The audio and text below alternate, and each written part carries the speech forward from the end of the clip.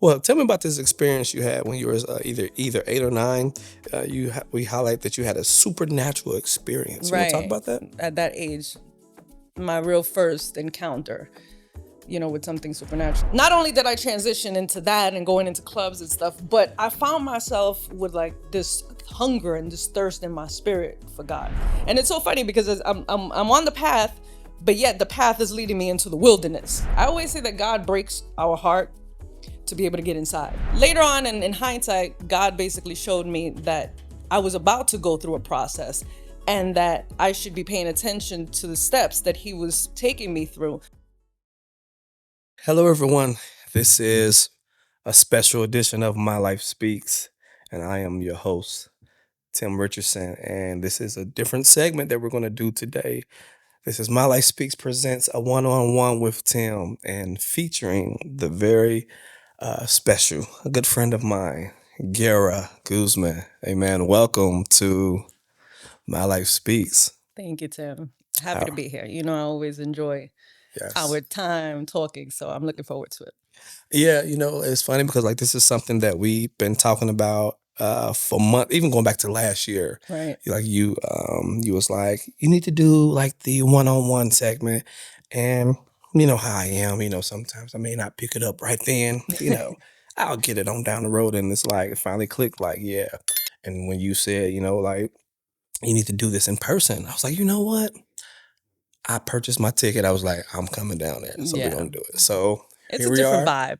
I think it sends a different vibe. And I think it's gonna set you up It ain't for about bigger me. things It ain't on about My me. Life Speaks. I'm looking This forward to seeing the show growing. this is about you. This is about you. But first, before we get into it, I definitely want to shout out the sponsor of this, Love is Black.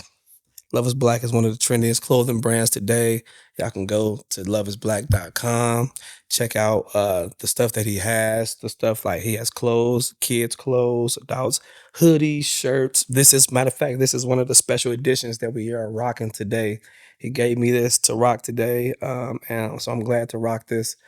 Y'all. So check out loveisblack.com, okay? All right, let's get to this. So here we are, Gara. Here we are. Who is Gaura Guzman? Well, I'm a mother, I'm a daughter, I'm a sister, I'm a friend, and I'm just someone that has a testimony uh, that that I'm sharing today, and I hope that it does something for somebody, and that's my reason for being here. All right, all right, all right. So, y'all, we about to get into it, y'all. When you was like when we was going over the notes, I was like, I almost got teary eyed myself. I'm like, Lord have mercy, like you been through some stuff. So, but this is it. We're here. Yes, yes, So yes, yes. tell me about your childhood. Well, I'm originally from New York. I was born and raised in Brooklyn, New York. Hey, I'm not going to tell my age, but back then I was born in New York and raised there too. okay, okay. So okay, yeah, it's Yeah, born in New York. All yeah, right. So you said, so you don't want to tell your age. So yeah. tell me about. All right. So tell me about I'm growing. not, I'm not ashamed to tell my age. Nah, it's okay. It's okay. Tell me about growing up in Brooklyn in the '80s. Um. Well, it was all I knew. So, you know, um, it was. I think it was a fun upbringing. It was. There was always something to do. Always something to see. Brooklyn was. I guess at that time I didn't really realize it was not one of the easiest places to grow up in. But like I Mhm. said, since that's all I knew, I didn't see it any other way. But just that it was home. Home, I know that's It was right. home. It is home, even though I'm now living in North Carolina. Hmm. Charlotte, okay. Yeah, that's Oh the yeah, thing. we in Charlotte. We We in in Charlotte. Charlotte. Yeah, yeah, yeah, yeah. All right, so tell me about your parents, like, and your siblings. Like, how many siblings you have? What number are you with the siblings? I'm the oldest. Oh, Of so you had to grow up fast. You had to be the Yeah, responsible one. right. Why is that? Like the oldest one always has to be the one to Always, grow up yeah. fast. But I guess I wouldn't change it. But I'm the oldest. I'm the only girl. Oh, I you have was two spoiled younger too. brothers. Um, I want to say three younger brothers. I have a brother that is actually on my father's side that lives in Dominican Republic, and And my parents, my mom, my father wasn't around early on. Like they separated when I was about 5 years old. And so I didn't grow up with my father really there, but my mom was there and she's a strong woman. And later on she shortly after, she separated from my dad, she met my stepfather. So he came into the picture when I was about 6. Okay. So Okay. he's That's been what's there up. for a long time.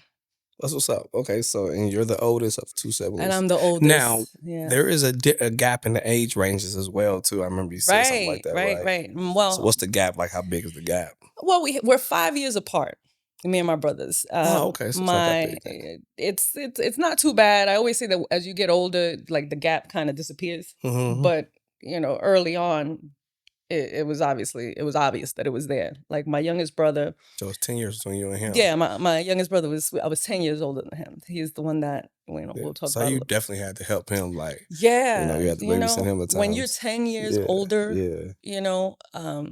you definitely you have a big part in raising and Mm-hmm. helping to raise and kind of be like a second mom, Right. in essence. Okay. Yeah. Okay. That's very something. Because you do have to probably grow up fast. Being 10 years old, and like Yeah. you, like so, like were there times where you had to like sometimes you couldn't do something. 'Cause your mom was like, "Hey, can you help watch your Oh brother?" no, yeah, definitely. Yeah, You know what I so it's mean? like you had to Yeah. really And my parents, like my mom, especially when she met my stepfather, hmm they were, business owners. And I was 12, and my youngest brother, Omar, was 2, and they needed to run this business that they were trying to, set up and run and everything like that. So I was babysitting and kind of being very active in his growing up and very early, okay. very early. That's what's up. That's what's up. So So were you guys a church going family?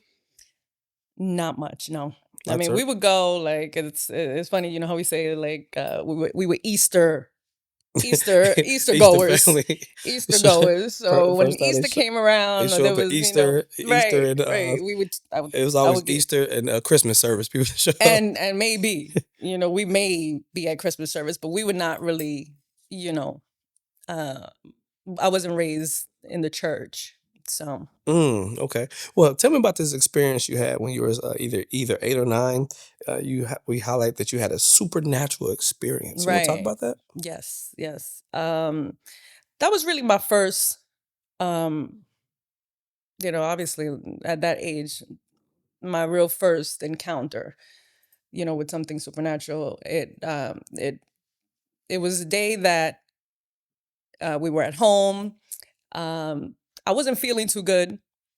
I was about 8 years old, and I felt like warm headed, warm, like I had kind of like a fever. I was just not feeling good. I don't even know how to really describe it. And I remember telling my mom, that I wasn't feeling good. And she has that kind of like personality that's like, oh, you'll feel better. Go ahead, go sit down, go lay down somewhere. She was busy doing something. And so I went to lay down in my room. And in that moment, as I was laying there, and I was laying, I remember so specific how I was laying, kind of like looking where towards the floor, not looking hmm towards the wall. And there was a light that really just came up and just covered me. And that's really the best way that I could explain it. But it went up so high and just covered me. And in that moment, it took me a couple of seconds to kind of try to figure out what had happened. hmm And I got up and I felt well. I felt So, well. And and I was it a remember, fear? Like, did a fear? Hold on. Like, did you physically see this come, or like, was it like a dream or something that you had? no, I was wide awake, and it was something that I physically experienced, that like this bright light that just, Came over you. the best way I used to describe it as some, like, that it would kind of came up from under the bed or whatever the case is as a kid. But it really just came up from the ground and just covered me. And um and I felt well like a few minutes after that. I remember going to my mom and trying to explain to her what had just happened. and Mm. um, and she just kind of focused on the fact that all of a sudden I was feeling better. And it's like, you see, I told you it was nothing. Well, They yeah. kind, and it's one of those things. And as adults, we kind of sometimes overlook what children are telling us, and we discount it. Yeah. Well, that's how it was, especially like, growing up in a black house. Right, right, They just give you right. some Where they just like, Tylenol. They give you some they're like, child, Tylenol. go sit down. You ain't seen, Yeah, like, it they was give the you some sunlight came Tylenol. in But the like, window, but just go lay down. Just right, right, lay it right, off. right. Sleep it off. Sleep it off. I'll be Exactly. like, yeah, but I feel bad. Go sleep it off. You'll be all right. You Right, wake up. right. So that's what I think that's what she thought happened, and maybe in the process she thought that I dreamt it, but I never fell asleep. Wow. And so from that encounter, you believe that you according to what you said you believe the Holy Spirit overshadowed you. And yes, he did. Yes, All right. absolutely. All right. And I believe so that it was at that moment that the Holy you Spirit. felt the presence of God. So was it a Absolutely. calm, a peaceful experience that came over you and said, and now at that point you didn't know anything about Christ, right? No, no, because Mhm. we were not a church, we were not a church going family. So I had never been exposed Oh, okay. Gotcha. to the message of Christ and church and and anything. That's Yeah. wow. Okay. Wow. That's awesome. Wow. So let me ask you this. How was the 8-year-old Gara? Like, did you get in trouble a lot? Like, were you the one that was like the instigator with your brothers or they fight or whatever? Like, what were you like running around the house? Like how were you? I was a little mischievous Mm, sometimes, is that right? like I was the oldest, I was raised with little brothers, and sometimes your younger siblings can be annoying. You know So, what I mean? so did you beat him up? I mean, I did a couple of things that I shouldn't have done. Let's just put Yeah. it that You way. put him in a headlock? I did some things that weren't right. As an adult, I was Yeah. strong enough as a Really? woman to So, tell my brothers, even recently, like, I'm so like you run sorry in for the this. room, they chasing you, and then you slam the door real quick, and hit them. I mean, Like, yeah, some things like that. were Some things like that. I mean, I one time, me and my brother, I know he's gonna watch this at some point and be like, "Yeah, I remember that." But there was one time where we had, I don't know if you remember those stopwatches that you used to wear around your neck. Yeah, yeah. And there's this one rapper, that crazy guy that wears it sometimes. But we had the stopwatches, and I was like, "All right, we're gonna play this game. You're gonna run back and forth, and I'm gonna time you on Mm. this back and forth run." And as he came one way, I kind of put my leg in there, and he tripped, and he lost his tooth before time. Oh Lord, So I was mischievous sometimes. It Lord was have things I mercy. shouldn't have done. I'm Mm. sorry, G. Okay, so all right, so let's move forward to like the like your preteen stages of like you growing up in Brooklyn. Like, what was going on at that time? Like, like did you guys used to play outside and stuff like that, or did your mom be like, no, y'all ain't going outside? Like what was going on in the BK? In the BK. Well, my mom was pretty strict. Okay. We weren't like outside too much in the early, I guess in my preteen years, we had already moved to another area of Oh, Brooklyn. okay, okay. We were in East New York, is what it's known as, East New and York. Okay. East New York, and it was a tough neighborhood. So it was there was drugs on the streets, Hmm. and they were very close. It was very close by, so it was not like we were really outside. Thank God that we had. At that point we lived in a house, so we had like a yard. Oh, okay. So yeah, So we spent some time in the yard and things like that. But it was rough. So it was not like we were really outside. We would go mhm. places. Oh yeah. On the weekends, my mom would. Would you go to the bodega? We would go to the bodega. I didn't like to go to the bodega. I would Uh, honestly pay my brother to go for me and be like, "Mommy asked me to go buy something. I give you $2 for you to go get it." Oh, okay. So you started So, your scheming early. a little bit, I'm a messing little with you. bit. Yeah. That's Okay, okay, a okay. little. I had a business mentality. I know that's right. Okay, so so like, how were you in school? Like, were you a good student? Like, were you like, how was you? Um, I, it was good probably until I got into, my late years in junior high school and then into high school. Like, Okay, it started getting really rocky for me in high school. I'm not going to say that I I wasn't too fond about school, and I think it really came about because later on in life I actually realized that I do like learning, and I do like, I went back and to college later, much later on, after all was said and done, um on my own, wanting to go back. But during high school and during high school, it's not like, I don't really think I was too fond of it.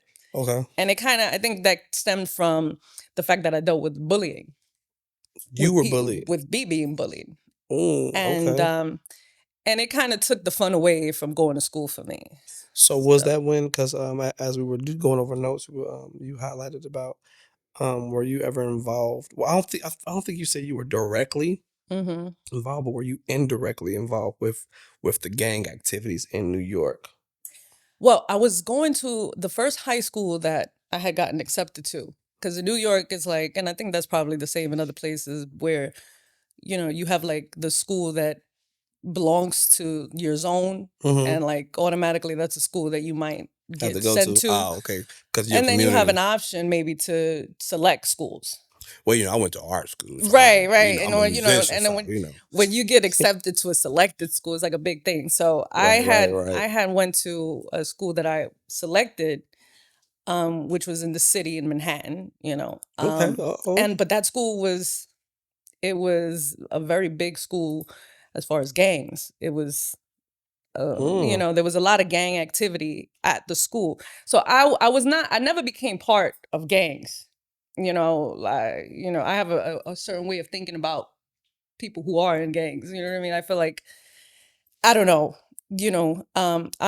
I say all that to say that I always kind of like considered myself like just solo. You know what I mean? Like I never felt like I needed to be a part of, sworn into a gang or whatever to Hmm. feel um like I was supported in any sense. But there was gang activity in that school, and I did have friends that were a part of gangs. Now, so you said that you had friends that was in it. Didn't you say that your first boyfriend, he was a gang member or something like that? Right. Yeah. And so, Yeah. how old were you at this time? I was about 13. 13. Okay. And Hmm. he was okay. He was like 17. Okay. Yeah. Got you. Got you. Yeah. And so, like, was this like your first time really seeing the drug scene or on the gang scene, like behind the scenes? Because you know how you can be in front of you see it, but when you're dating someone, you're seeing it. Oh, like, okay, wow.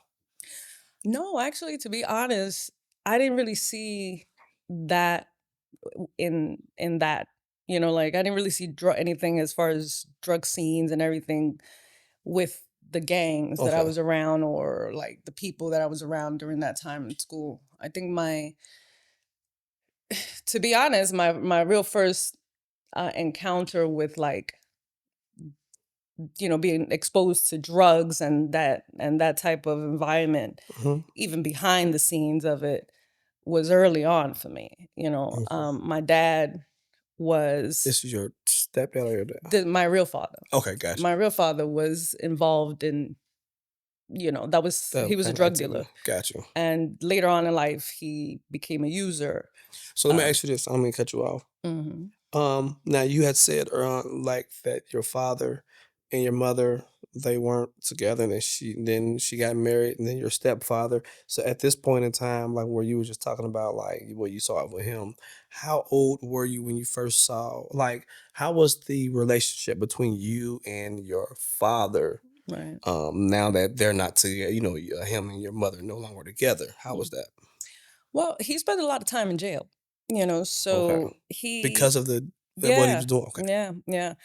And so, like, there was a time, I think I was about, I want to say about 8, 9 years old as Mhm. well, right around that time, where he had, I remember he came out of jail at one point. We were living in this like apartment building, Mhm. and he actually had rented an apartment right down the hall from our apartment. Your father. My real father, yeah. Oh. And so when I remember one day I came home from school, and um my mom had already met my stepfather, and they were already together. And there's a little girl. I was the daddy's girl. you know, Oh, I that's cute. wanted to, I was Always like, be with your I dad. had, and I think it's difficult for especially girls to welcome in, somebody new that's taking a father figure, Mhm. that has a father figure position. So I was definitely like rebelling about the situation. I was like, well, my dad is right up the hall. You know what I mean? Like, I'm gonna Right. go. So I remember coming out of school and going to my dad's apartment, and he was, packaging up and doing what he was doing, and Just right in front of you? I mean, it wasn't really hidden. It Oh, wasn't wow. hidden. I Okay. remember, I remember, and I think I was telling you about the story where there was like a leak, and I remember this so clearly. But there was like a leak that was coming from the apartment upstairs, as he had whatever he had laid out on the table, Oh, yeah. and he had like this plastic, like this big garbage bag, kind of pinned up, like thumbtacked to the ceiling, so that it could drip onto the Into the ceiling bit. and not onto the table where had what he had going on. And he probably tried to hide it, at that point. But I think I was always kind of, just That's something, wiser than man. my years. Yeah, that's something to be seeing something like that. Wow. Yeah, Wow. Okay. So, yeah. So that's something. Definitely yeah. something to be seeing at a young age. But 13, I think you said? No, I was like 8, 9 years old. Oh, Yeah, wow. I was like Okay. 9 years old when that. Yeah, Wow. because by the time I was 12, 13, he had already been deported Really? to Dominican Republic. Yeah, Okay. he got he got himself in trouble one last time. How did that make you feel knowing that he was gone? Um, I was sad, but I think at that time I was already kind of getting used to Him not being him around? not being around. Mm. Yeah, Okay. So, how was the relationship between you and your stepfather at that time? it was rocky. I Mm. think in the I in know you the had said something too. I don't mean to cut you. I know you had said something. I don't want to get into that just yet, yeah. but I didn't know like if you just wanted to see like at this point in time when you're 8, 9, how was it between you and your father? I mean stepfather. Sorry. Well, like I said, it's difficult Hmm. as a female to, you know, for a new man to enter your lives, and and hold that position, that father position. So it was very difficult for me, and it was not something that I kind of just accepted all the way. Like I was happy about it in the beginning. I remember it was cool. It was like, okay, and then there was a time when things started getting rocky, where we just weren't totally seen eye to eye on certain things, and it just kind of started going left for Mm, a okay. little bit. Wow. Okay. Well, I know we're gonna get more into that too. Mm, What was on the left side? Okay. right. On the We'll get left, into that. to the left, Yeah, to the we're gonna left. get on that. So, at 14, you said you were dating the older guy. Is this the guy that you're talking about? The guy that was involved? No, this is the one now. Okay, so Yep. at this point you're done with the drug guy, right? Yeah. But you had said, I don't know if you want to get into it or not, but I'm just gonna read the question. That you at 14 you were dating the older guy and it caused some major shifts in Right. your life. Do you want Right. to tell me about that? Yeah. About 14, I was around this time I was like running a little buck wild as far as my teenage years, my early teenage years. I was, I like I said before, I kind of like started taking a back seat to school and things like that. I was more outside than I was inside. So you was outside. I was outside, You know that you term, know. I'm outside. Yeah. Okay. and about the time when I was 14, I started dating a 28-year-old guy. Mm.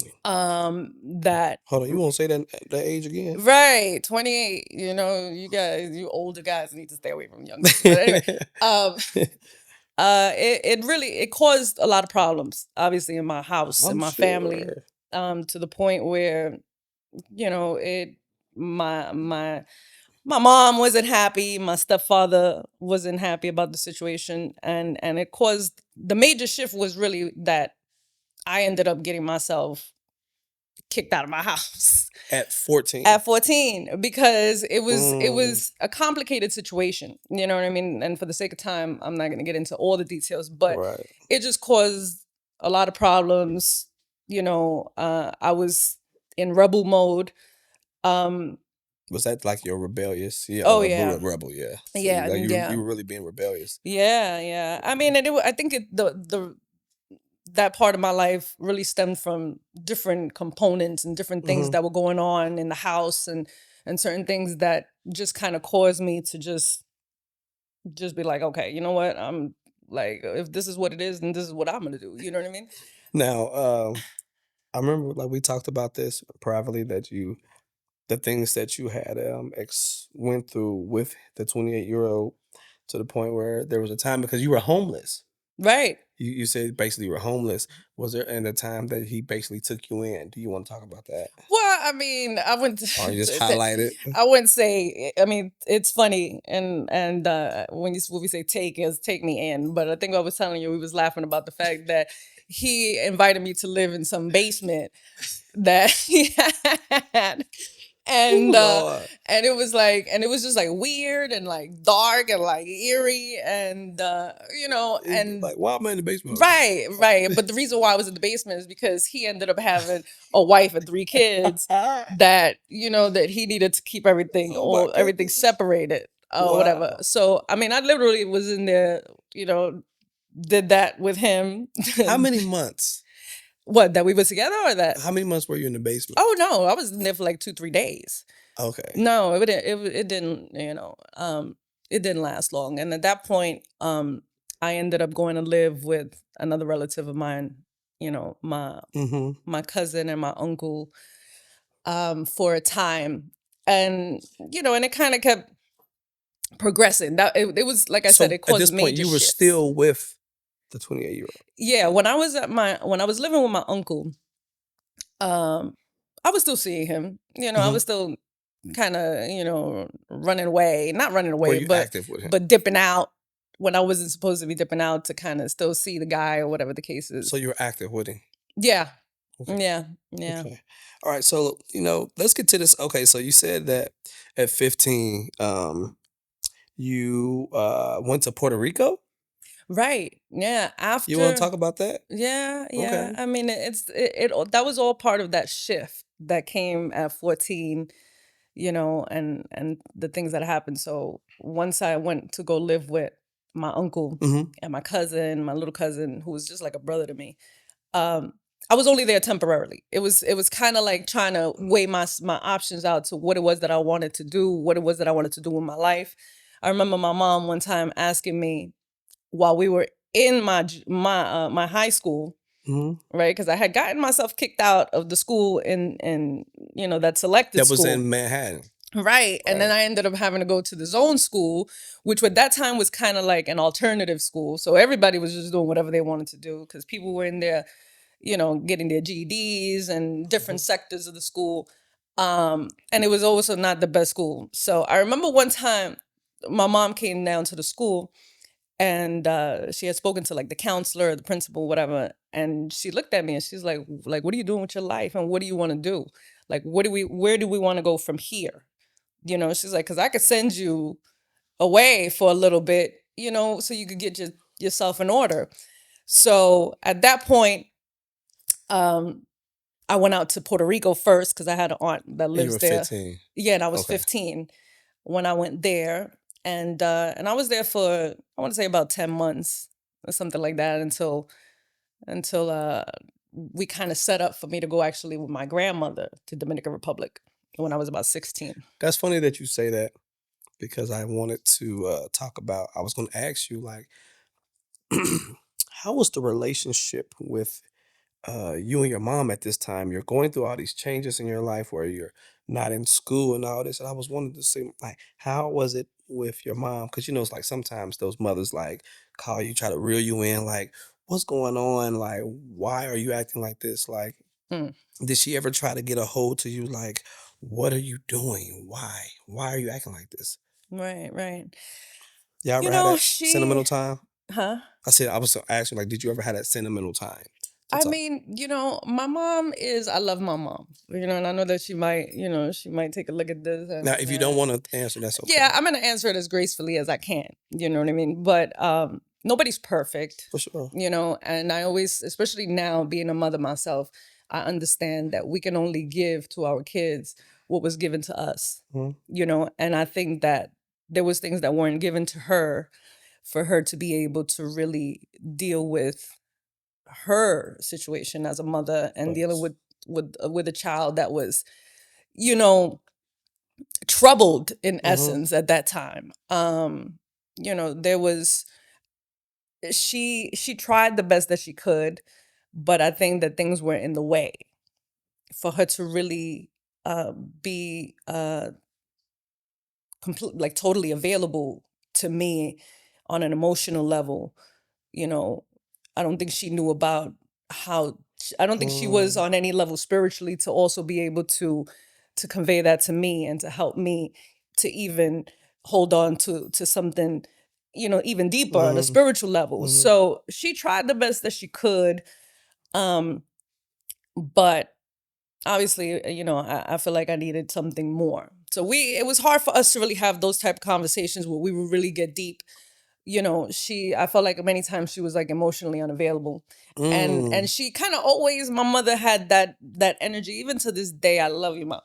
Even to this day, she has like that way of being where she kind of minimizes certain things. Like you could tell her something and she'll be like, oh, it's not. It may not be too Kind of big to like the her. time where Right. that incident happened to me when I was 8 years old, and I was trying to explain to her like something Mm-hmm. just happened in the room, and it was just like, You girl, go are. sit Yeah, down. You yeah. look like you feel much better, and So do you think it grew from there, it like the disconnecting, like emotionally? yes, it was always there. That was always there. Mm, There were a few times, even in my preteen years, where I would come to her with mm-hmm. something and I would try to, you know, convey something to her, and it was kind of dismissed, or Dismissive, it yeah. was not, Mm-hmm. it was not taken serious, or just flat out kind of not believed, or whatever the case Mm-hmm. is. And when a child feels like they don't have the support that they need, They will disconnect. Yeah. they will disconnect, and they Mm-hmm. will, just the world takes over, Facts. and that's kind of what happened for me. Okay, okay. Now, I know we didn't talk about this, but I just want to throw this in there. At this time, because I know how you and your grandmother relationship is. How was the relationship then? Like, were you able to talk to your grandmother? My grandmother, when I went to go live to the Dominican Republic, we She kind was in of, the Dominican. yeah, Okay. she lived out there until she, came out here. I forgot what year it was, but we never had, while I was going through that period of time before I actually went out there to go live with her. And even when I went to go live with her, I've Mhm. never, I think now as an adult, and my grandmother's now here in North Carolina too. And so she spends a lot of time with me and stuff like that. Now we have a much deeper relationship than we ever had. Back then I was just, the kind of rebellious teenager that, that she was trying to help her daughter with, and things like that. And so I wasn't really open. And it was hard for me as a young adult, as a teenager, to really open up to anybody. Because like I said, the times that I felt like I tried to open up, You got it was rejected. dismissed, Yeah, yeah. so I was very closed off, both emotionally and on top of that, I'm an introvert. Right. So you're making me close off, and on top of that, I'm naturally introverted, so I was just like, I was But shut down. but do you think that's what led to you being an introvert? Is Maybe. that you because know sometimes you gotta look at things like in the childhood, and then you sit back and you look, you're like, oh, this is probably why I am the way I am today. Far as from you, because you said you tried to reach out, you tried to extend, as they would say, the olive branch, and it right, seemed like okay, it got rejected. So now that causes you to go into that shell right, of not trusting, because I'm like, like it's something like when you're vulnerable and you try to be, you try to show somebody your vulnerability, and then when it's not received, right, then you only go in, like you don't come out more. So, right, so all right, this was going on as a teenager. At this point, you move to Dominican Republic from Puerto Rico to Dominican Republic, right? right. Now you're with your grandmother. Yes. So did she notice anything with you, like, child, what is going on with you? Oh, I'm sure she did. I'm sure she did. it was one of those things that, and kind of going back to what you were saying about introversion, I feel like that's a character. That's part of somebody's character. Like, for instance, I look at my sons. I have two sons, and the one that, my oldest son is just like me. He's introverted, and I'm available to him emotionally. But that's just part of his characteristic. Whereas my youngest son is like, he's extroverted, and he's like, so I feel like we come with that, Hmm. built in. But definitely situations where you're not heard and you're dismissed, it causes you to now block people out and Hmm. kind of just like, go left. Um, but as far as my grandmother goes, in the Dominican Republic, I mean, she knew what was going on. She Hmm. knew the things that I was doing in New York, and she knew the troubles that I was getting into. Um, and yet, she was always, she's such a kind person. Grandmas always are, right? Oh, There's the this, and grandmothers, the yes. grandmas are grandmas. I tell you, I miss my grandmother. Yeah. Oh, Man, sweet, sorry. sweet ladies. Yeah, they are. But she helped me a lot. She really was that person, that mother Hmm. figure for me, that secondary mother figure for And me that's what I was, yeah, like, when I was in Dominican Republic. and that's what I was trying to get through to, is like, how, if you couldn't have that over here, could you build that over there? You know what I'm saying? So Yeah. with the grandmother. So that's what's up. Yeah, So yeah. so like we was talking about, when you were in the Dominican Republic at this time, you're 16. You Right. said you started modeling. I did. I did. So there was like a shift. Uh-oh. The shift. The shift. We I have feel the a joke shift. about the shift. I feel But the when I shift. got to the Dominican Republic, I kind of like, I was away from the peers that I had in New York. I had to Mhm. kind of like find things to do. I wasn't in school out there either. So, I for whatever reason, it was not like I ever enrolled in regular school, but I started Mhm. taking on like little trades, and I Mhm. started going to, they have like these short courses all over the place, and you Mhm. do like, you know uh, I did a class in radio personality, and I At did, 16? yeah, I was like Wow. 16, and I did a class on like, aesthetics and beautician stuff or whatever. um and then I ended up going to modeling school. So that was like the longer, of the classes or whatever, and activities that I did out there. But I got into modeling in Dominican Republic. Yeah, Okay, those so things kept me busy. did you enjoy it? I did.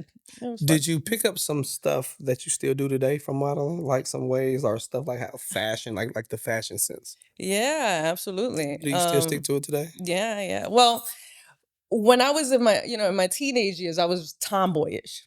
I was So they like, brought out like the girly yeah, side of you. they brought out the girl, like the lady. You do the makeup classes, and you do all these different, trainings. They teach you how to eat with different forks and Hmm. knives. It was And you it was had to nice. walk a certain, like the walk, Yeah, right? The yeah, little yeah. runway walk, right? Right, right, right. Would you want to demonstrate that for us No, today? not really, but maybe at I'm some point.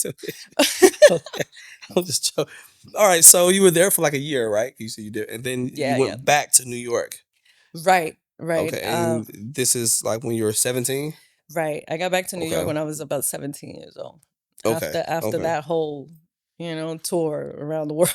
I know, right? All around the world. Okay, Right. okay. So 17, and then so at this point, you broke up with the 28-year-old. That was over, Yeah, no, right? that was done. That That was was that done. was, Okay, so then you come I had a back. problem with the wife and 3 kids. You know what I I'm mean? Like, done. I'm done. But and so then you say that you start dating a drug dealer. right. So you went from a gang member to the 20. Now you're dating a drug dealer. So Yeah. how did that happen? Well, he was right outside. No, I'm just kidding. But I'm really, like, done. literally, I was where. Remember, I was telling you that where my mom lived, where we lived in New York and Brooklyn at that time. Hmm. It was there So was now you're there in was Brooklyn. yeah, Okay. there was drugs, literally right outside. And so there was these guys out there, and What he say? He's and like, hey, shorty. right, Oh, right. no, no, no, That's nah. New York is like, hey, ma. right. Ain't Hey, that New yo, York? ma, Yeah, you ma. know, you Yeah. looking real good. But I don't know if it was like that, but it was something like that. So I met somebody that was like, literally, he was right, one of the guys from right around the way. Gotcha. Okay. Okay. So y'all start And dating. yeah. Now, so at this point, did you decide to go back to school, or did you start working? Like what? Like what was going on? Well, I didn't go back to school. at that time. Mm-hmm. I was kind of like doing kind of odd jobs, like retail, Okay. um, things like that. I didn't go back to school at that time, no. Okay. Now I remember you said like at 19 you got into, well, I guess you and him were in a serious relationship, right? Right, At a right, point where you had your first miscarriage. right. Yeah. So, I mean, me and him started going out or whatever the case is, and again it was another one of those situations at my house where it was like, oh, okay, then maybe you need to just go find yourself, So were you living with him or I did ended up, you? yeah, at that Okay. point, Mm-hmm.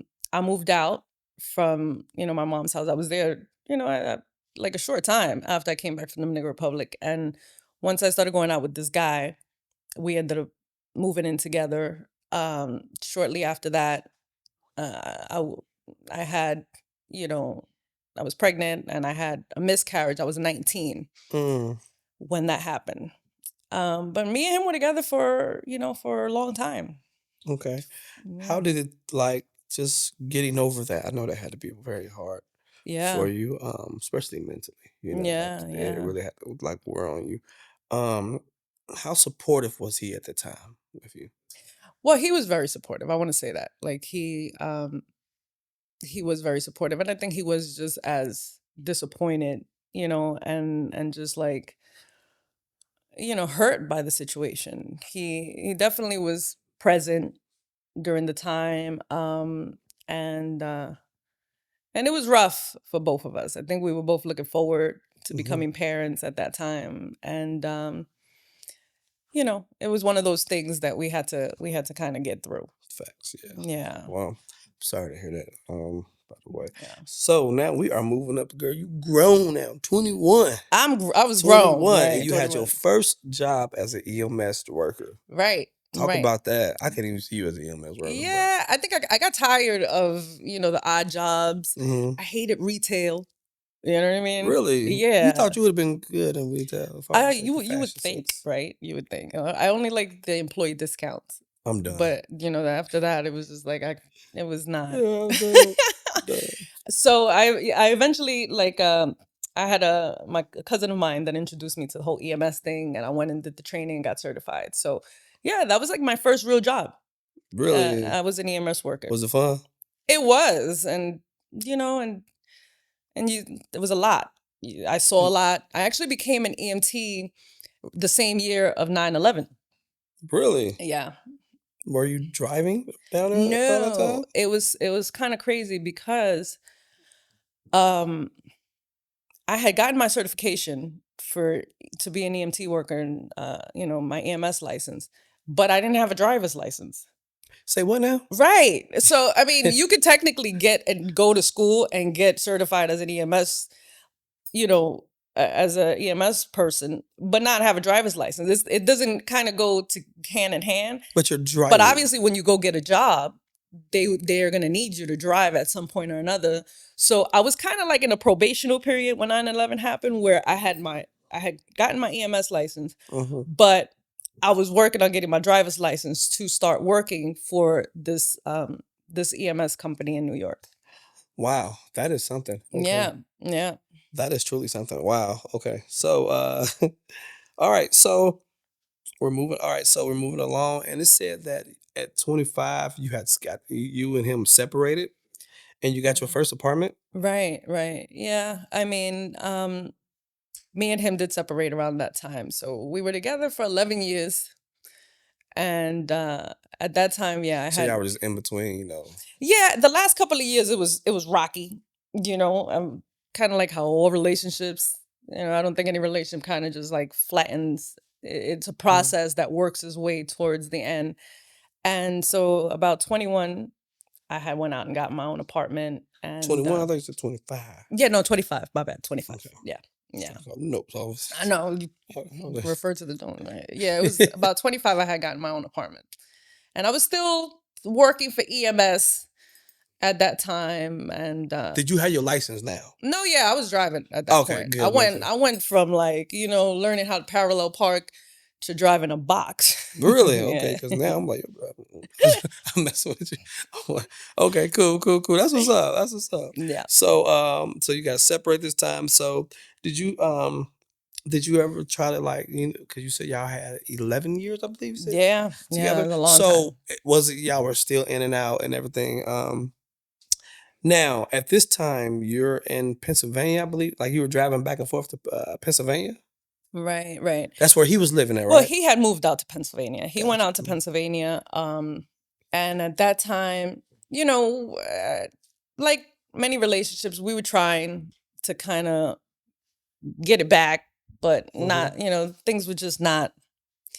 Not They there. were rocky. So he was out kind of out there. It was like it became like a hybrid type of relationship. Like, okay, you're there, I'm here, and we're trying it, but you know, a lot of things were getting in the way and stuff like that. So it just became difficult to do. Well, you know what? This about to get good now. Like we really about to get, it's about to get juicy up in here for all those up in here watching this. About to get good. So, how were you exposed to strip clubs? Right. Yeah, let's get to that. Yeah, the Well, strip scene. yeah, yeah. Hmm. Um, During the time that, You're in New York still. yeah, yeah, Okay. no, yeah. At this point, I'm in New York, you know, Hmm. that whole time. But like I said, me and my boyfriend at that time, the guy that I was with at The that one that was in time. Pennsylvania. Right, Okay. right, right. We were trying to work things out. Things were not really working. The way that I was exposed to a strip club was that one I had a friend of mine. Um, she was into going to strip clubs. She was gay and a really good friend of mine since I was, young. And and she knew kind of the issues and the problems that I was having and how I was feeling at that time with the relationship and Hmm. things like that. And remember I told you that there was a situation with him one time that really kind of set some, kind of like set me on fire, where part of the problem that was going on was that there was some infidelity going on in the relationship Hold on. Wait a minute. Hold on. Wait a minute. Wait. Hold on. Wait. on his Hold- part. Wait. I remember you said that. I remember you said that. Right, right. But I think that's way down. Like we go. Like we got to get to that part. I No, no, want. because that's kind of like what led me to getting to going to the club in the first place and kind of like giving me Oh, that okay. mentality. Yeah. Yeah. Because I had found out that some of the infidelity was with, with these girls from the Remember from the clubs, club. Yeah. Uh right? huh. And That's what you said. and that, and girls, side note, I feel like sometimes girls are put in a position where even if something is not in their nature, because they see that the person that they're with is into that, they kind of like, wait a minute, well, if that's what you like, then maybe I should be, So you want to become so that. not that I wanted to become it, but it was like a question that I remember asking during that time. And I was like, well, maybe I should, this and that. And the response was kind of was like, that's not you. Like you would never, you could never, and I remember something you said along that. those Yeah, I lines. remember you And I said was like, that. wait, So what? so now you feel like a challenge. Right now it was like kind of like a challenge. Oh, okay, So okay. in the day that I was with when a friend of mine and we were like, what are we gonna do tonight? And she was like, yeah, you want to go and see what that's about? And I was like, you know what? Yes, let's go and see what that's about. So we went in there and we sat there and we were hanging out and looking at what was going on and the scenery and the girls doing what they do and they looked like they were having fun and they were making money. And that was the moment that I got exposed to that life. Really, like on those shows, and they be like, "And this is the moment And this is that the changed." moment. So yeah, that This was is the the moment. moment. This is the okay. Cool, Yeah. cool. So all right. So now you're at the all right. So so you're now trying to do this. Remember, you said something like you wanted to audition or something for it. Yeah. I mean, And he goes to jail too, so he didn't know, right? right, right. I mean, it's like it gets deep. No, but really, Mm. what happened was that once I had that experience, when I went to the club with a friend of mine and I saw what was going on. And mind you, I'm still working for EMS at that time. It just triggered, like like a curiosity in me, like a like on top of that kind of like that thing that was in the back of my mind where I was like, what do you mean, like, oh, that I can't or I could never or like, but yet, and I think there was kind of like a feeling of like, you know, looking to empower myself in a way because I definitely feel like girls who enter that life and go into that life, there's definitely some kind of empowerment that they're trying to obtain in there. Something that there's a void, Mm, mhm, mhm, that they're seeking to fill. And it's funny because when I look back at that time, even for me in my life, every girl that you see in a strip club wants to be chosen, mm, right? They want to be chosen. They want to be chosen in the moment that they're in the club by the people and the patrons that come in. But it's so much deeper than just wanting to be chosen by the people that are in there. It's there's again there's a void where that's missing. But for me, that was the process. I went into that club that day with a friend of mine. It kind of triggered something. There was a curiosity that came about from it. I was going through what I was going through in the relationship that I was in. It was coming to an end, you know. And he was having, he had some legal issues that he was dealing with where mhm, he was facing going in and doing some time. And so I was like out there kind of alone. And and there was this void, mm. and I've always been a little gutsy and a little, so it just kind of was one of those things that, So you was like, I'm gonna do EMS during the day, and I'm gonna strip at night. right, yeah, it It's started like funny that. because It you know started what? like that. It's funny because they say that most strippers have like a regular day jobs during the day, Yeah, and then they do that at night, to yeah, take care of other things. Like they have other aspirations that they want to do. right, This, right, this is not their whole thing. right, So that's what's up. So you finally got picked. So you got selected right. to do this, right? Well, I don't. I think that I did get picked. I guess in that sense. I think that if it's not so hard to get picked Well, to well, see, I don't know how work it in a club, works, right? but I did. That was the process. One day I was just like, okay, I'm gonna do this, and I pumped myself up to do it, and I had the same friend of mine that I went to the club with. I was like, you're gonna come with me, and I'm gonna go in there and I'm gonna audition, and and had her as like moral support or whatever the case is. I remember the first time we pulled up to the place, I didn't go in, and I was just like, yeah, let's get out of here. Then I had to kind of work myself up, So and you're we did it. nervous. And we went a second time or whatever, and yeah, eventually I went in there, and auditioned and got The spot. the part or So whatever. let me ask you this because we didn't talk about this, so this is freestyle right here. What was your stage name? Oh, my stage. Well, I had actually more than one because Okay, I'm curious. when I transferred to a different spot, I changed I changed the name. Do you want to tell us the Not names? really.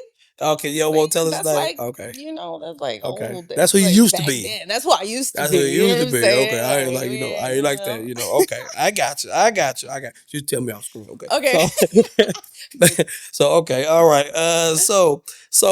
Like now you're in this life of being a stripper. Did you go total, or were you still driving the EMS? Like, or were you still EMS? Like, I Yeah. remember see you did both, but I know it was a certain No, time. yeah, I did both like just for a short time. Okay, Like cool. once I got in there, I probably was in there for like a couple of months before I actually just left EMS for that. It's difficult really for somebody to have a day job, And and then do and that. be in there. It's, I think it gets a little difficult. But Okay, I mean, people do it. But for me, I let go of EMS and I kind gotcha. of Okay, so you picked up became that. full time. I'm doing this full time now. Yeah. Yeah. Gotcha. Okay. So now let me ask you, because we got to this point where it says sing like a bird. Right. Do you want to talk about that? Well, I was also doing music, Okay. All right. so I sing. Multifaceted. Yeah, Okay. yeah, I sing, and during the time where I was, in the clubs, I was also pursuing like a music career. Mm-hmm. And the phrase bird comes from actually, um this a person, this patron that used to come into the club, and I think I was telling you about that before, Mm-hmm. that he, you know everybody knows kind of like the whole setup with the clubs, and the girls that make a lot of money are the ones that are usually doing, VIPs, this and this and that. That was not, I was not, on that high You level want the top payroll. notch, okay. You know what I'm saying? But Mm-hmm. there was for me personally, one of the things that uh that I think about in how do you say it? Just I smile when I think back about that. Was this There was a good friend of mine that had, um somebody that used to come to see her at the club consistently, Mm-hmm. and he had a very, high position in the financial, district. He worked for, he was up there in the finance world, As far as like the white for collar, a very well-known company. for Yes. white collar, Right, gotcha. very white Mm-hmm. collar. And he would come, and he would, come to pick her up or whatever, and he would pay the whatever girls that she selected. He would let her select, like, pick girls, and we're gonna go to the karaoke. He loved karaoke. So I became one of the regulars. When he came, she would be like, gee, let's go. We're gonna go. And it was one of the time, it was one of those moments that I think back, and like I said, it makes me smile because he actually named me Bird. He was, because of the way that I sing. So, Mm. So you um, tell us that name. Okay, right, got it. yeah, yeah. So You that's where "Sing Like a Bird" came from. you Was gonna that tell us, he but used to take us out of uh, the club, paid to come out of the club to go to the karaoke spot and sing, you gonna tell us other and we names. would have fun, and we would just, You it still was. don't want to tell us other names. Say what? You don't want to tell us other names yet. Still? No, Okay, no, okay. no, I'm joking. I'm joking. no. Okay. All right. So he named just that's why you said sing like a bird. Okay. That's where I got That's what's the up. term "bird" That's what's from. up. Yeah. So at this point you're doing this now, where you're dancing, and you said that you were making the most doing this, far as just singing karaoke Right. with Right. with this gentleman and your friends. Right. Um and then it goes to, at this point, your boyfriend, that was locked up, he Right. was, I remember you said something like he got out, and did he find like like a stiletto shoe or something like that in your car? Right. He did. You want to Like tell during us? the first, like, like year, if I remember correctly, this was actually after he got out. How old were you at this time? I was, that's a good question. I was probably about, uh, geez, I want to say about 25. No, 20. Oh, Yeah, that was about still 20. around 25. Yeah, yeah. I thought he Because was locked up. I stopped working at the clubs at about 29, 30. Hmm. So all of that is before, I hit 30. I might not be able to remember exactly the age, but there was a time, yeah, where he came out from doing his bid, which was like a year or so.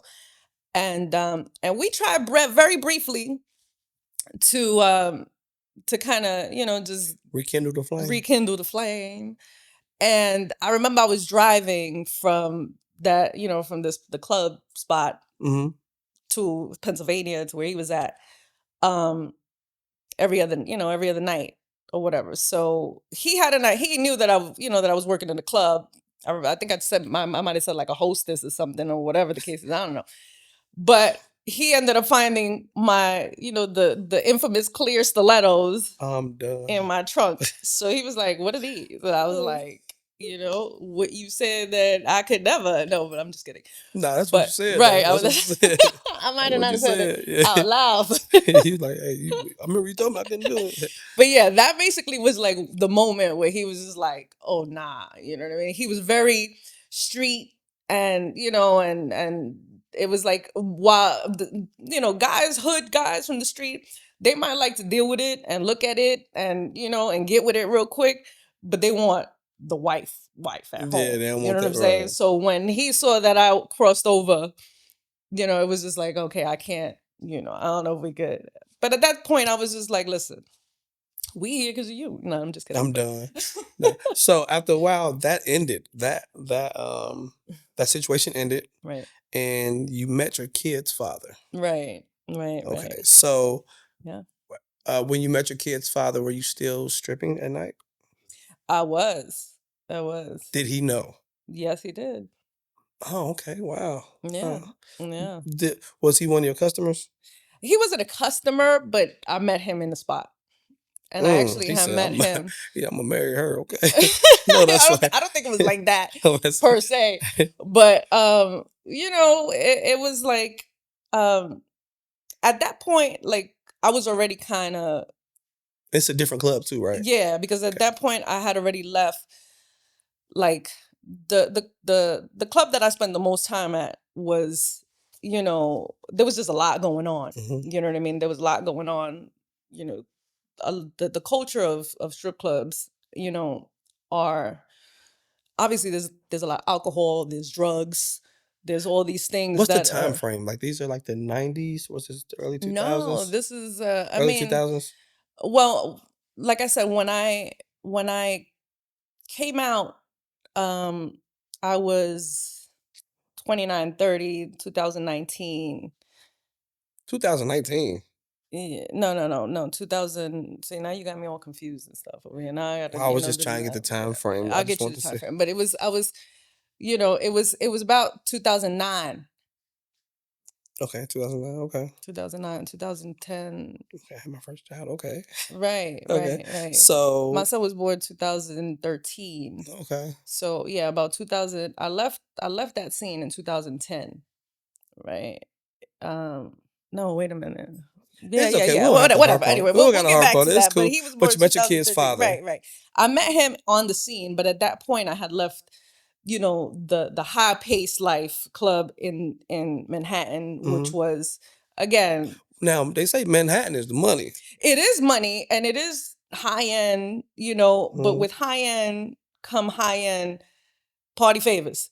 You know what I'm saying? Yeah. And there was a lot of it going on. It Hmm. was just like crazy. It was just all over the place. And I was to the point where I was like, I needed to, Did you I needed participate in any of the to, parties? yeah, there was times that I did, there was experimenting. There was, it was a So, wild scene, so you had got sunken into the life of this that Yeah, goes along with it. yeah, Okay, okay. yeah, yeah. And your kid's father, um, he was a part of this. I mean, well, I don't know if he was a part of it, but I'm saying like that's where you met him doing Right, all of this that you were doing. right. And so when were y'all like when did you have your first son? Like what was the conversation like? Like, hey, I'm pregnant and all this stuff. Like what happened at that time? Well, I mean, I want to say, a couple of years before I came out pregnant with my son, I had already left the club scene. Okay, so you gave it away. So, again, my son was born 2013, so it was about 2010 where I was like, and at that point I had started kind of branching out to doing something else. I went out and got my real estate license, and I was entering that line of work.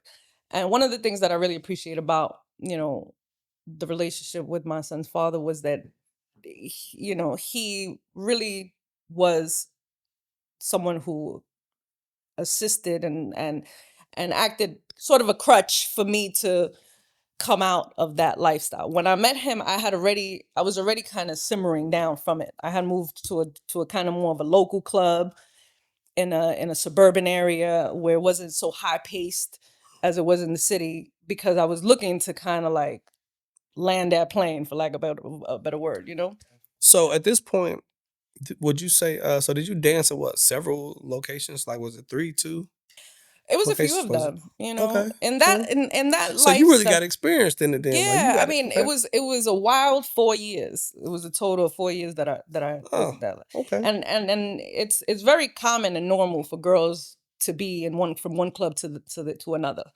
You know, when you're in that. So Okay.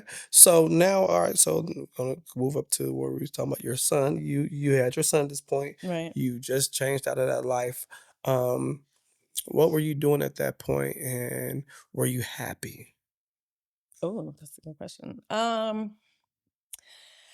I mean, at that time, I had transitioned over into real estate. So I went out, got my real estate license, and started doing real estate.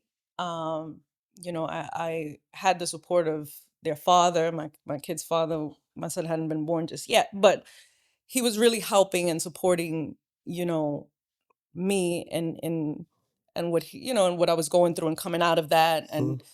and covering things as I was no longer working there and trying to kind of like build up with the real estate. It takes time to make money in real estate. So he was really present for me during that time. And then when I had my son, by the time I had my son, things were rocky with our relationship with my son's father.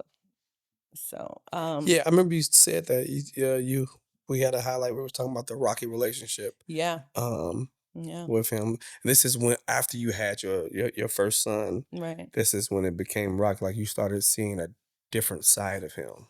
I started seeing it before that. Okay. Hmm. Talk about missing red flags, like, you know, Hmm. but it was I want to say it was rocky from early on, but there was obviously things that were working in my favor because I Hmm. wanted to leave this life, and he was available and he was there and he was willing to help me come out of this life. But at the So same time, there was a financially, level of toxic. he was taking care of you financially. Right, So right. so did that come with like a dominance of like I'm taking care of you, then you should just fall in line basically. Um, Was it like that? not not so much, but I guess maybe not so much openly. It was not like something that was said openly. It might Hmm. have been more of like a a subliminal type of way of going about it or Mm, whatever. But gotcha. there was still kind of like early on there was some there was different dynamics that were going on in the situation that just was drama filled. I was trying to leave this lifestyle that I was in. He was also, affiliated with certain things and certain people. And so we bumped heads, and there was things going on just early on, infidelity type of situation that kind of was presenting itself, and things that were just breaking the trust that we had, that it was just making it difficult So it's a for lot us. going It on at was a this time lot going with your on. son. Yeah. So to the point you told me that you had left and you moved it back into your mom's house. Right, right. I How was did. that I was pregnant. I was pregnant with my son 7 months with the baby when, boy? yeah, with my first son, Oh, when your first. when Okay. we just, when we had this incident where I was just like, I gotta, I gotta go. You know, And you moved back in. How was your mom at the time? And was your mother and your stepfather still together? they still are to this day, my mom and my That's stepfather. beautiful. That's And beautiful. my mom was just trying to deal with the situation. She's trying to be supportive, with this change. And I was pregnant, and she was, you know, Was this gonna be the first grandchild for her? yeah, Ooh, was she excited about that? she was. Really? Yeah, yeah, Oh, yeah. that's cute. Okay. She All was. right. So you told me about okay, so you moved back in. And I know you didn't want to, right? No, no, I didn't want You to. didn't want But it to. was it was it was one of those moments where I was just like, whatever. But after I had my son, we again tried, I tried moving back in. There was still a lot of toxicity going Mhm. on, the relationship just became really toxic. Now, okay, so at this point in your life, would you say you're early 30s or mid 30s?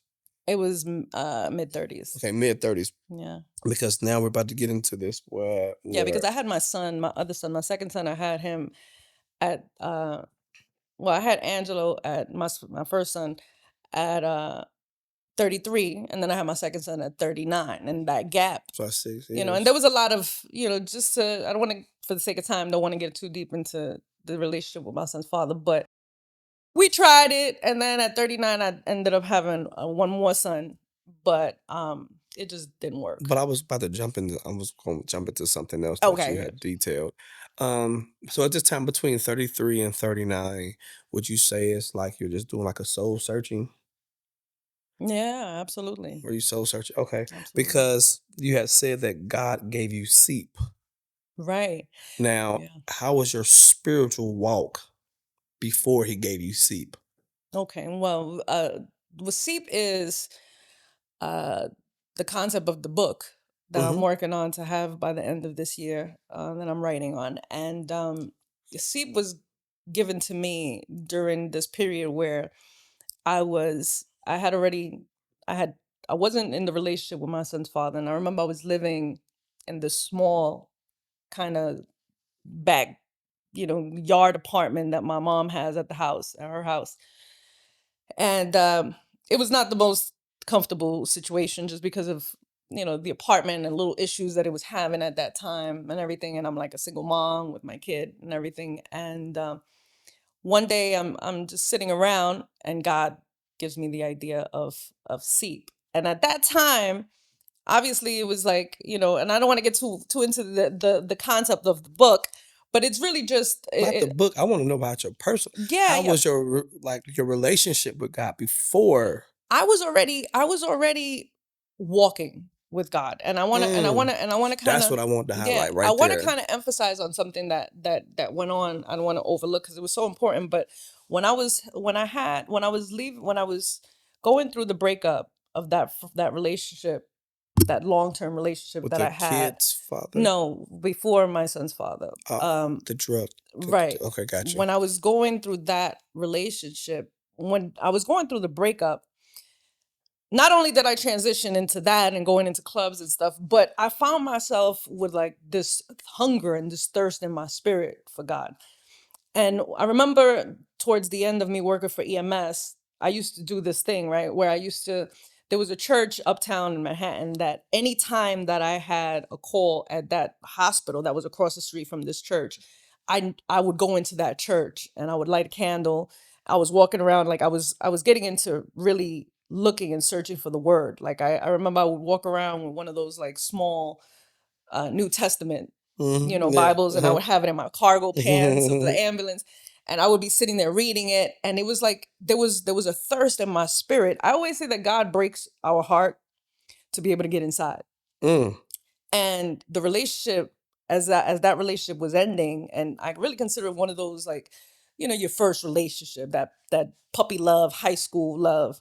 It really the breakup was really affecting me at that time, and that's how I was kind of working on my healing, was really searching for God You and were looking on for the God path. during that You time. were on the path Yeah, of, okay, yeah. And got you. so when Seep came to me, I already had been walking with God from the time of back then. And it's so funny because I'm on the path, but yet the path is leading me into the wilderness, which was the club. I always say that the clubs for me was the wilderness. You know how Hmm. Jesus had Yeah. was led for Yeah. 40 Uh-huh. Yeah. days and Luke chapter 4. Right. right, Uh-huh. Hmm. and that was my wilderness. And Right. even Right. though Jesus had the Spirit on him and the Spirit was the one that led him into the wilderness, Led him. That's it. Yep. I was on the path, but yet I was led into this dark place in my life. So when I got the concept of seep, I had been on the path for a while. I Hmm. remember during that time I had started the YouTube channel, the Alarm series, where I was already speaking about, the things that I was that God was giving me. Mm, okay. Because that's funny when I say that. God, as the scripture said, God works in mysterious ways, and sometimes the way God works, it can be very humorous. Like he has a humor about it. Oh You be yeah, like, absolutely. Lord, why you leading me this way down this Mhm. this direction and all this? And I say sometimes our path may lead us to a point like where we have to do like a reroute. It's just Right. on GPS, because God sees stuff down the road that we don't see. Like we Mhm. currently see our current position, and and Absolutely. you may be like, why did I have to go down this route? Right. Um, but it is very mysterious. So just hearing this, so I wanted to jump to this real quick. Um, so all of this led you to seep, and it led you to becoming a pastor. Right. Well, the pastor thing, Like how I'm just like, what steps did you take to get to the I didn't point take of? any steps. That's the crazy Well, I thing. know, yeah, I know, That yeah. is the crazy thing, is that the process of me becoming a pastor was, well, seep happened during that time. And again, Hmm. seep is a concept that God gave me on becoming.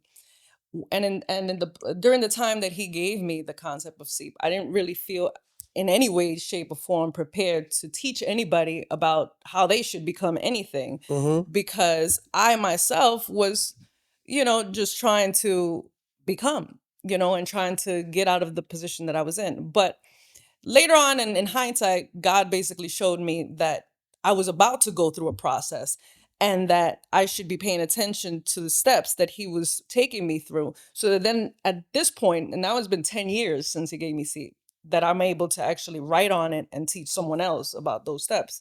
But there came a time where I left, after I had my son, when I was pregnant from my second Move to son, show. from, Gotcha.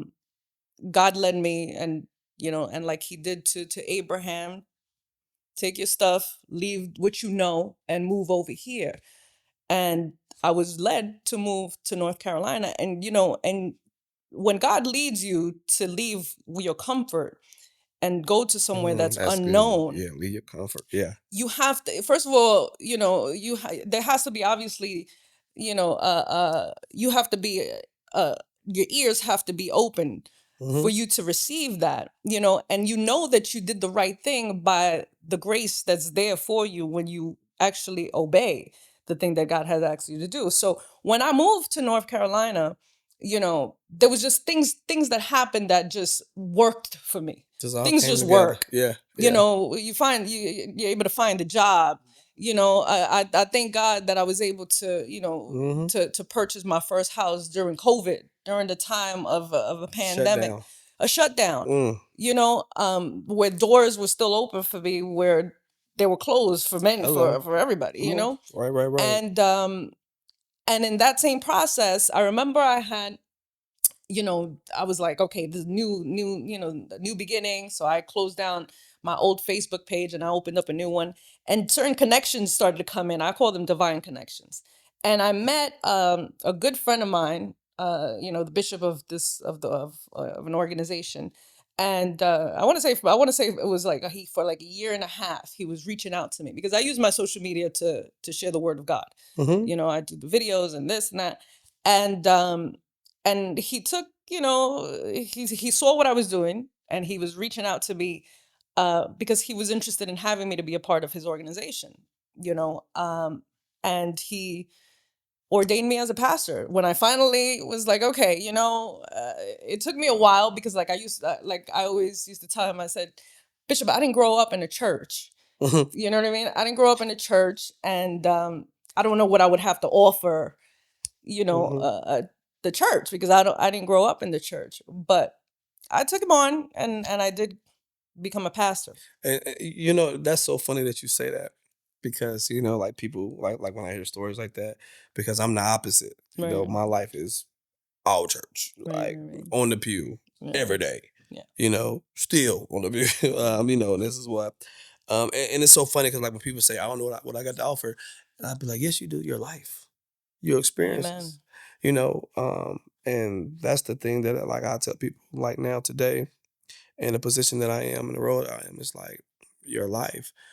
I don't care if you're born in church, not in church, or whatever. You still have something that somebody can relate to. And this Absolutely. is why I say that you have to be relatable while in Right, the church, so people can be like, "Oh wow, he has a or she has a great story," like, and they're not ashamed to tell it. right, Cause right, people know Tim, they know like Tim gonna tell that I'm not ashamed to tell the right, things that I've right. done, and this is what makes this podcast about My Life Speaks, is because you have such a great story that you had to overcome, such great trials and tribulations that you had to overcome. And so to hear that you made it to this point of being ordained as a pastor, but you said that you gave it back. I did. I did give it back.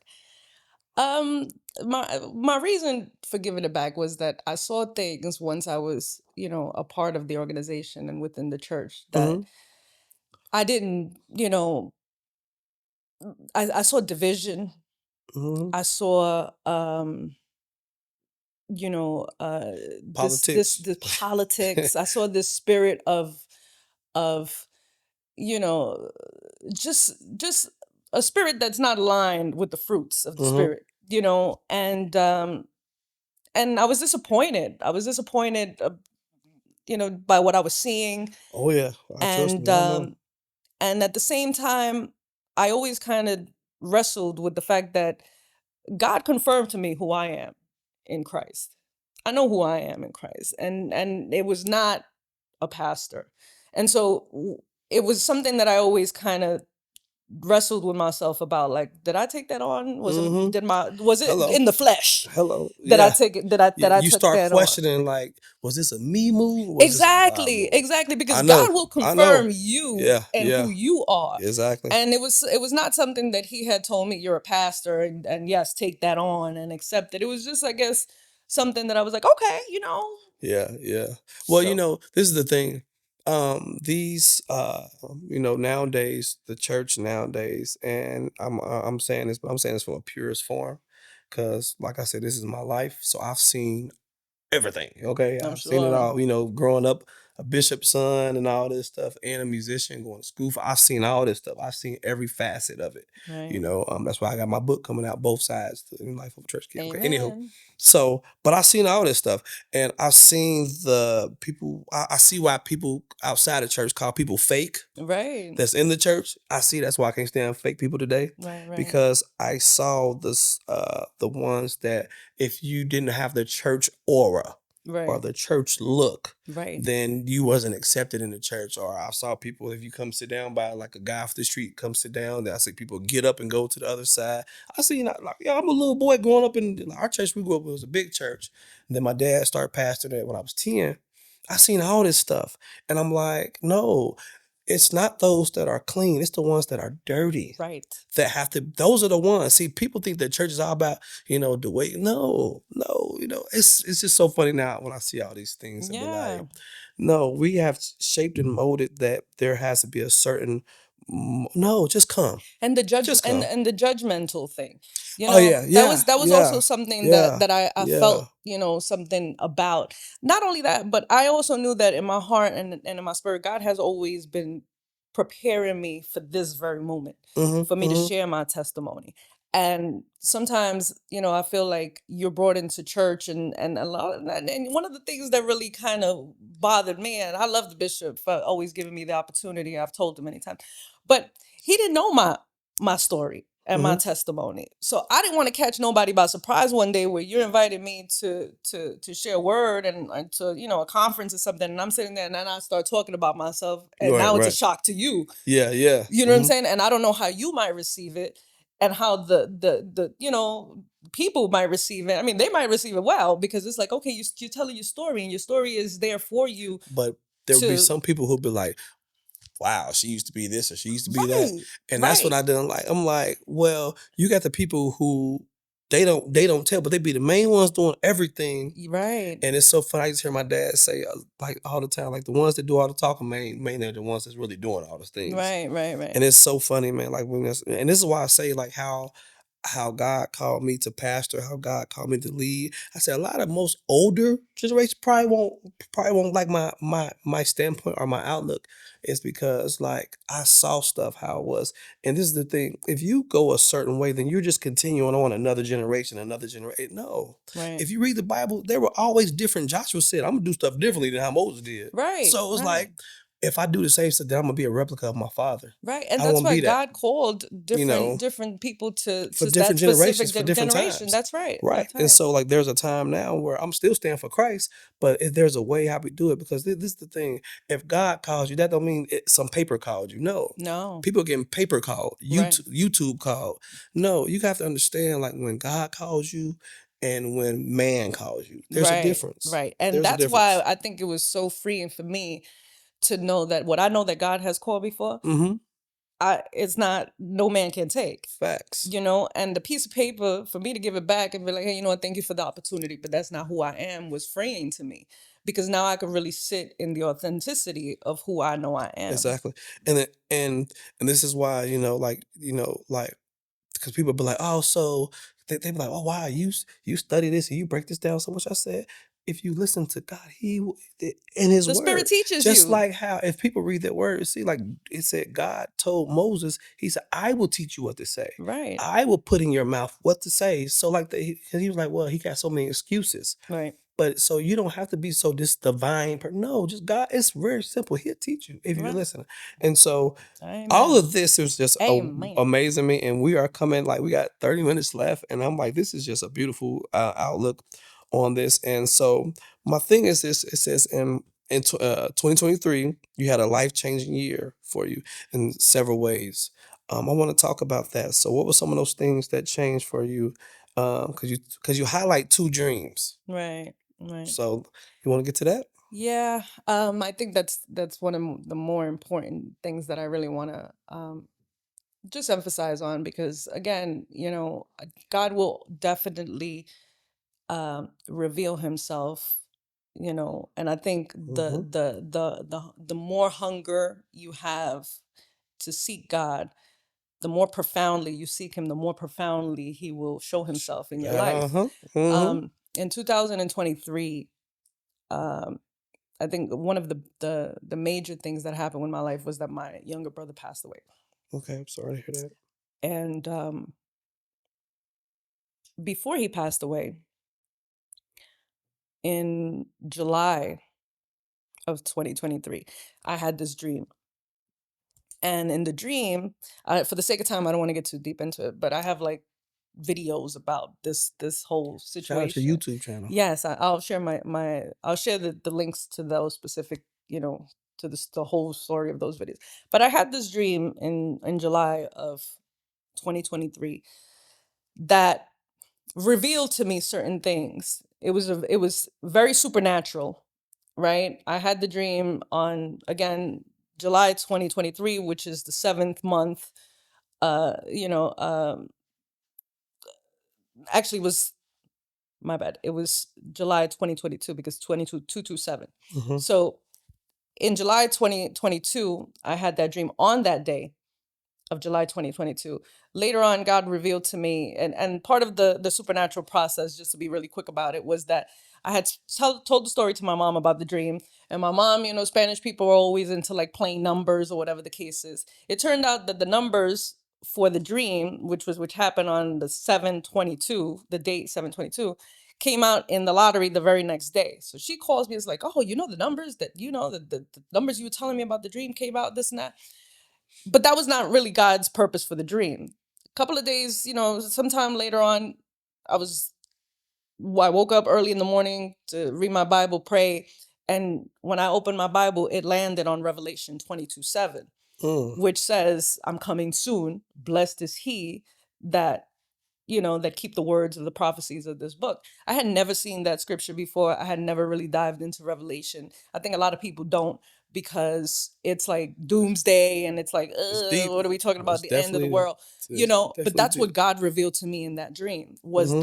that was the message. Um, Sometime later on, just to kind of get into the second dream for the sake of time, um, the bishop for the organization had invited me uh, to speak at a conference. So I went there, and I remember I took my son with me. And after the conference, we went to go get something to eat. We were sitting at Chick-fil-A, and Chick-fil-A. I tell the bishop, and we're not sponsored by Chick-fil-A, but I tell the bishop, I say, I said, Bishop, I'm like, I appreciate you, and I'm so thankful that you give me the opportunity, to come here. I was like, you're like Elijah, and I'm like Elisha, I know right? that's right. I told him like that, and we were like joking or whatever, this and this and that. And I had a dream a couple of days after that where I'm like walking in the street in Manhattan, right? And I'm walking with my boss. I work for attorneys, and she's like walking with me. And in the dream, like we're walking in the same sidewalk, and I start crossing over, and I'm like waving to her like farewell, whatever. And I step to the corner to the curb to wait for the light to change to cross. And this dark skinned tall guy comes and stands next to me. He's like, "So where you headed?" And I tell him, I say, "I'm going to work." And he says, "Where do you work?" And I say, 47th and 7th. That's across the street in Mm-hmm. Yeah. Manhattan. But at that time, because of the dream that I had before, I was going through a training process that God was showing me about prophetic numbers. So, and the relationship of prophetic numbers with the Hebrew language, because that Mm-hmm. they use numbers in Yep. in the alphabet. So when I went and I'm like, okay, 47th and 7th, and I go search, in the Hebrew, what is 477. 47:7, 477? It means Elisha. The same thing that I had told the bishop, that he's like Elijah and I'm like Yes, Elisha. sir. So God was confirming to me about the fact that I have a gift of prophecy, right? Mm-hmm. And in October, October 8th, at that time I had already spoken to my brothers, and I was telling them about these dreams that I was having. Of course, they think I'm nuts, and they're not believers. They as to that extent where they can really understand what I'm trying to convey. So in October, I got a call. Actually, October 7th, the whole war in Israel started. Mm. On October 8th, the very next day, me and my brother, the youngest one, the one that I was 10 years older than, we weren't really speaking because we were having, like, there was sibling stuff. So I remember texting him that morning of October 8th and telling him, I said, dude, remember what I told you about the dream that I had, and the scripture and all this other stuff? I was like, a war just started in Israel. We need to pay attention to what's going on out there, because Mm-hmm. that's God's prophetic clock. Mm-hmm. And of course it was kind of like, there was some resistance or whatever. And we text for a while that morning. About 2 o'clock in the afternoon, I got a call from my mother telling me that he had gotten into a motorcycle accident. Mm. And then later on in the day, he just basically was able to get to the hospital, and he passed away at the hospital. The same morning you text him about the dream, Right. it's the same day later on he passed. I had texted him about, I had already spoke to him about the dream during the time that the dream had happened. And while I was processing this dream, this was Mm-hmm. something that was really on me, heavy on my spirit. Mm-hmm. But the day that I texted him, the day that he had the accident, I had texted him to kind of point out that a war had started, which to this day is still going on and it's spreading. Mm-hmm. But I had texted him on October 8th to let him know, like, hey, listen, pay attention to what's going on, and remember what I had told you about the dream and what God had revealed to me about that dream. And later on in the afternoon, he passed away. Wow. Um, I know we don't have that much time, so like, how did that make you feel?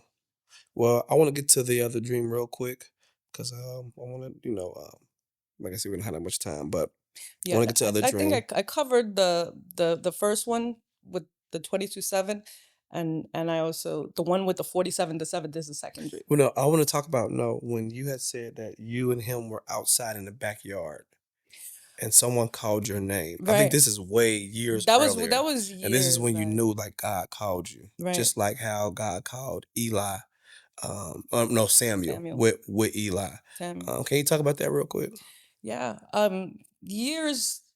Years before, How old were you? Think like I want to say, I can't recall exactly. teenage years? No. I was living in that back apartment where I got seat. Okay, so you was in your So I 20s was and I was 30s. already in my 20s. I was Okay, already in my 30s. 30s. You Okay. know what I mean? And we were outside in my mom's yard one day, and we were, hanging out, talking or whatever.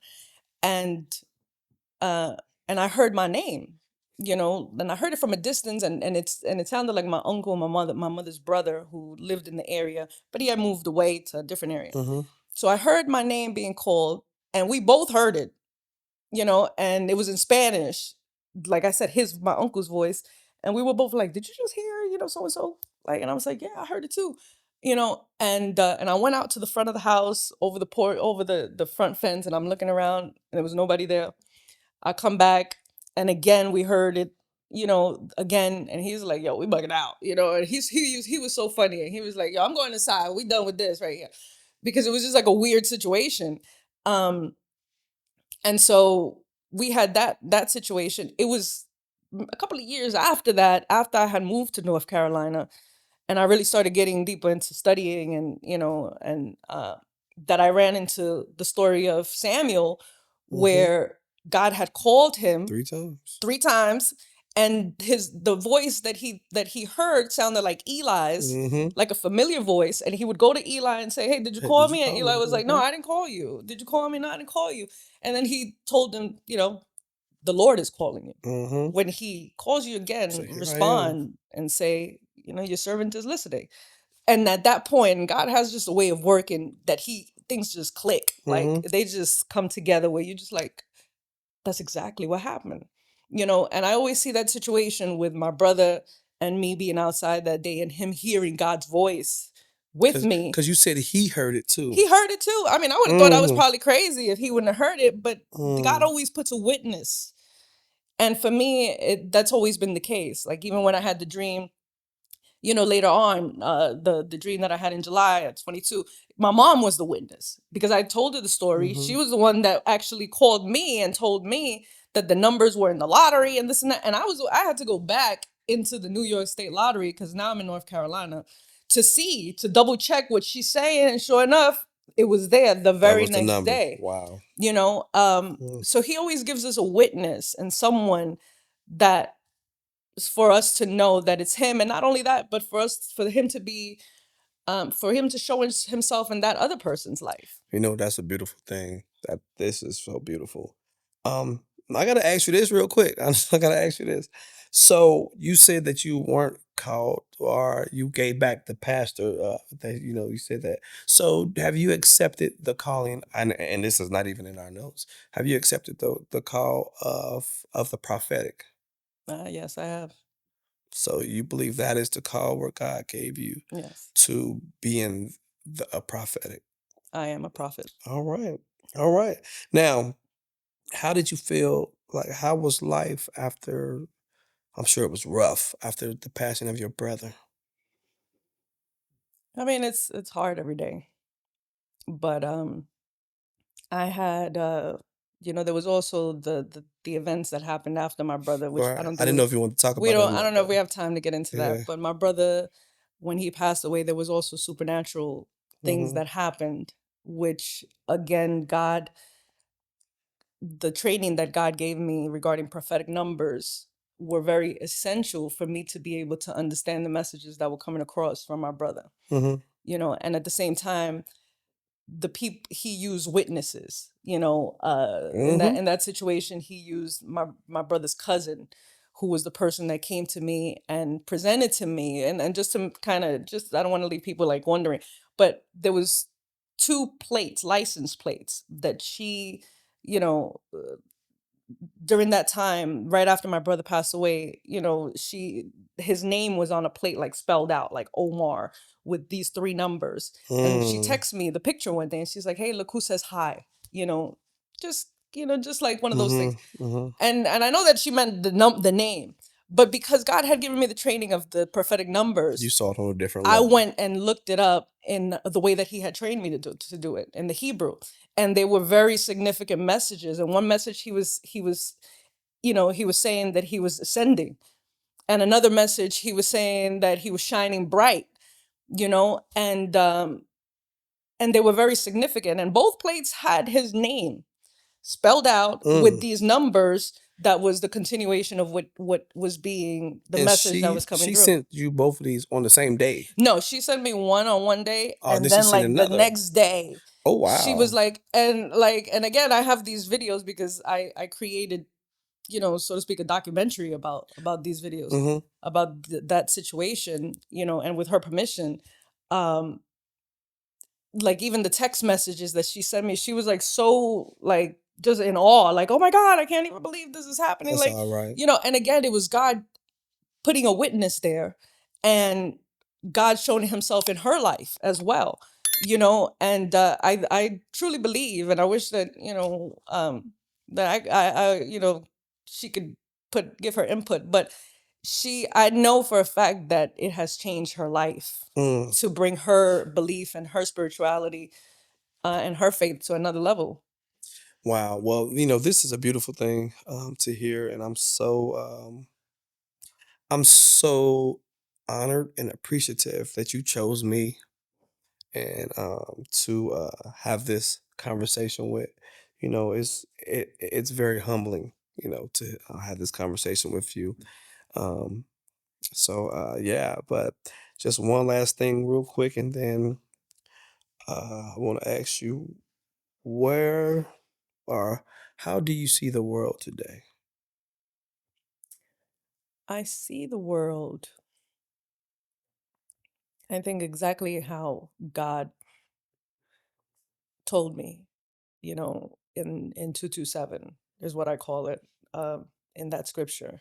I see it lining up. But one of the things that it caused me to do, that dream, was really open myself up to end time study, which I had never done, and now I really consider myself, you know, a theologian of end times, because that's my main message.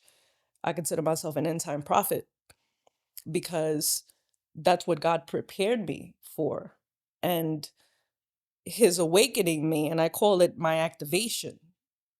July 22nd of 2022 was of the it was, and just to be clear, because I was mixing up the 22, but the dream happened July 22nd of 23. That's where the 22/7 comes from, but it was Mm. the year 23. And that day, God activated me for the times that we're living in. And where before that, I had never looked into, things of end times, and I never really paid attention to the prophetic things that are spoken of regarding the things that are going to happen in the world and what we Mm-hmm. should be looking for. I had never studied any of that, and that dream activated me to go take a deep dive in it. There Mm-hmm. were certain things that I never even really knew about because I was not raised in church. There was things that were like, I was oblivious to things. I didn't know things as far as, what a rapture is, which is one of the messages that I teach on, that I'm very passionate about Mm-hmm. teaching about, and just what to look for in the world and the things that are going to be lined up, and me and you have had deep conversations. Me and you We could be on have the phone for hours and we have hours and four or hours, five and I've hours. told you, Yeah.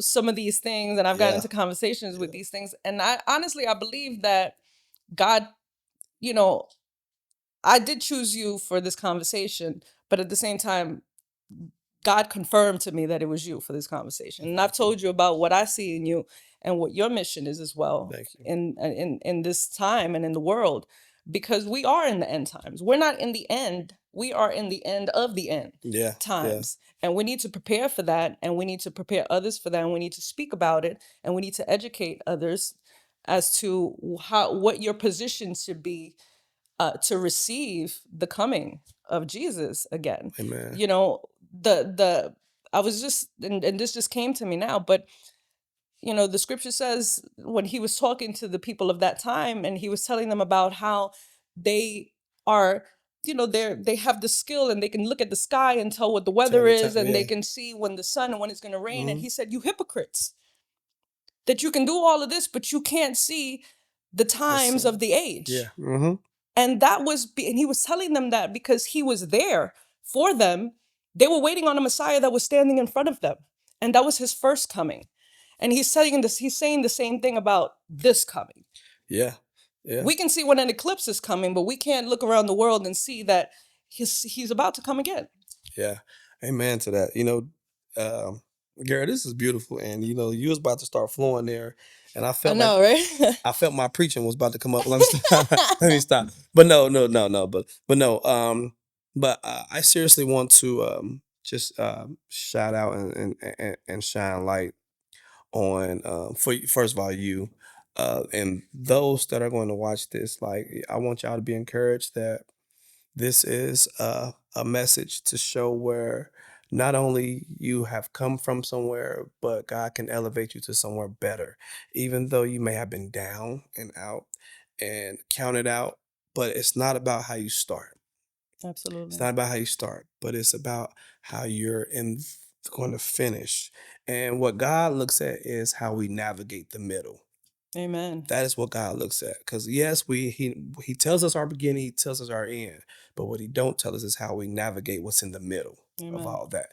That is where we navigate through life. So I just want people to take out from this story of this woman of God to understand that God has a way of changing our outcomes when we don't think there's an outcome. He has a way of bringing us out. And I want to shine light on these brothers in this studio. This is so nice. I'm down here in Charlotte, North Carolina. Yes, indeed. Yes, It's indeed. called the Charlotte Podcast.